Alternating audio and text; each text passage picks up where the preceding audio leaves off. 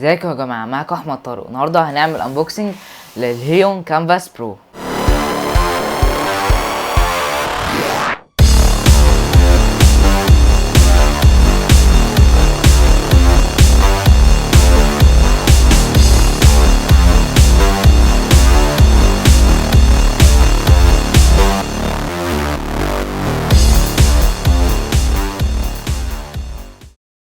والتابلت ده معمول يا جماعه عشان الناس اللي بتحب ترسم في الديجيتال جرافيكس.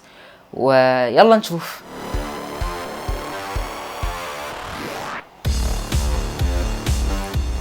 باين تغليف كويس يعني. شوف التابلت نفسه، حطه على جنب دلوقتي. والورق الضمان اللي ملوش اي 30 لازمه. هذا بيجي معاه الادابتر الشاحن ده اللي هو الانجليزي والالماني او المصري، يعني الاتنين زي بعض. فايه ده بقى؟ نشوف.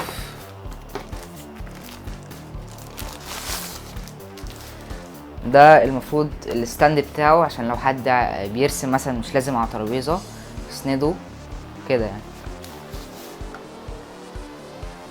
ودي الكابلات اللي بنوصلها على اللابتوب، وده الشاحن. طبعا بيجي معاه البن بتاعه والستاند بتاع البن.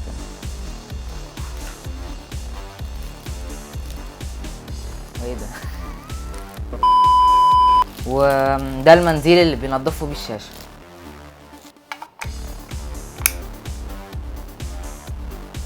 ويلا نوصله على اللابتوب. هنفتح الستاند.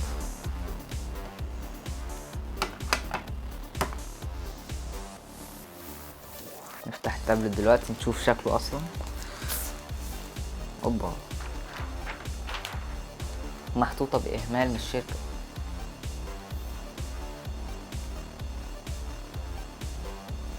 ونوصله على اللابتوب.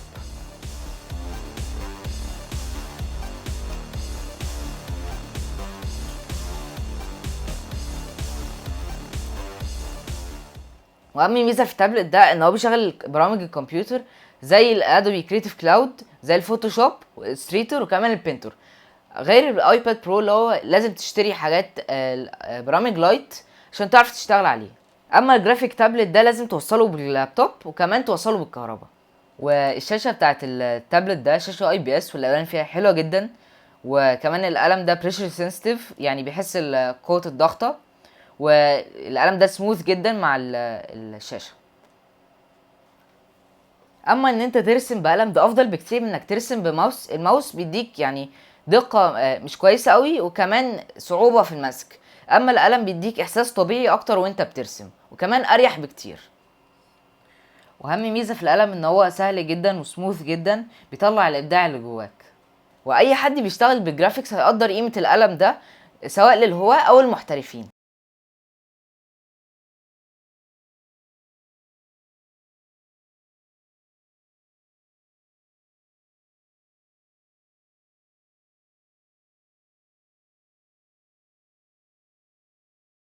والقلم اللي بيجي مع الكانفاس برو قلم مش محتاج بطارية، مش محتاج يتشحن، غير قلم الايباد برو اللي محتاج يتشحن كل شوية.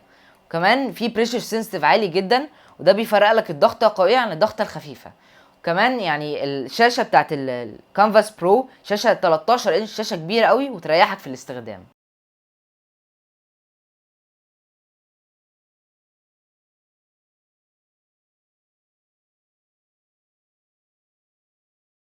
بس كده، اتمنى يكون الفيديو عجبكم. متنسوش تعملوا سبسكرايب ولايك.